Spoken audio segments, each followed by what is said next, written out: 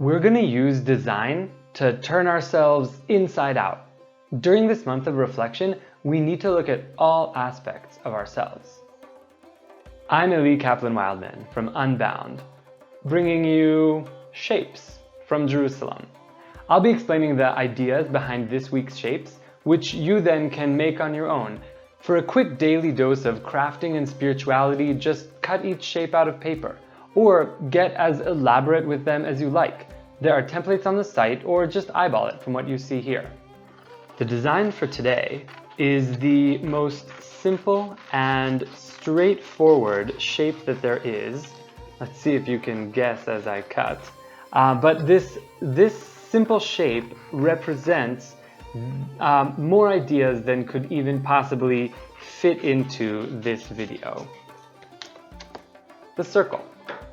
It represents the full moon, which happens today on Friday, and on the exact middle day of every Jewish month. Because our shapes this week refer to light and transparency, I'm also making a version using these colorful see-through sheets, transparencies.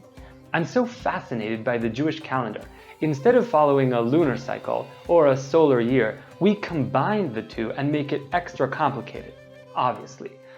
I love that having a connection to the Jewish calendar keeps me aware of the cycles of the natural order, something easy to forget about in urban living and especially important to remember in Elul. Also, the moon is a great symbol for us this month because it's humble. It doesn't shine its own light. The shape you'll make for tomorrow is similar but with a hole in the center. What does this remind you of? To me, it's all about an eye, an iris, a way of looking at things. It makes me think of the first visual recording device, a camera obscura, which is a fascinating Wikipedia rabbit hole to go down if you have time. What is obscured this month? What are you looking at? Continuing our theme of introspection, the next shape is similar but has this cavity, kind of looking like the state of the moon at this point, missing a chunk, with this hole perhaps reminding us of the face that we see in the moon. The idea of a face is something I see as a general theme for this week, especially because of this linguistic teaching. In English, the word face means outside, like the word facade. In Hebrew, however, the word for face, panim, comes from the word pnim, which actually means inside. In our process of tshuva, of returning to our better selves this month, we have to look inside. There's an added layer of complexity these days since our faces are actually all hidden to those around us. We're all wearing a mask.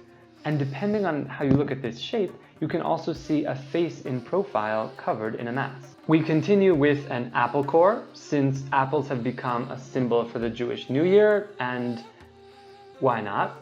And then we progress to this shape, which is actually a letter, the English letter of I. It brings together everything we're thinking about this week, the need to concentrate on ourselves, for each person to think, what am I here for? And it sounds like our eyes, the part of us that see the world but are also the key to looking inside our soul. This week is packed with ideas, both visually and in terms of the steps on our path to tshuva. But I did say that tshuva is complicated, and the only way to understand it is to experience the process. We're nearing the end, since Rosh Hashanah is coming. Next week, we'll use art to speak even more directly about what tshuva means, as we finish this first phase and the year comes to a close. Remember, people have been uploading really cool versions of these shapes, and I want to see yours online as well. Make them however you want, in sand at the beach, with food in your kitchen, on your body, or with some good old-fashioned crafting. Use these moments of creation to meditate and think on all the ideas that are here, or on thoughts of your own. The world needs so much change this year. We really need something new, and it starts with each one of us.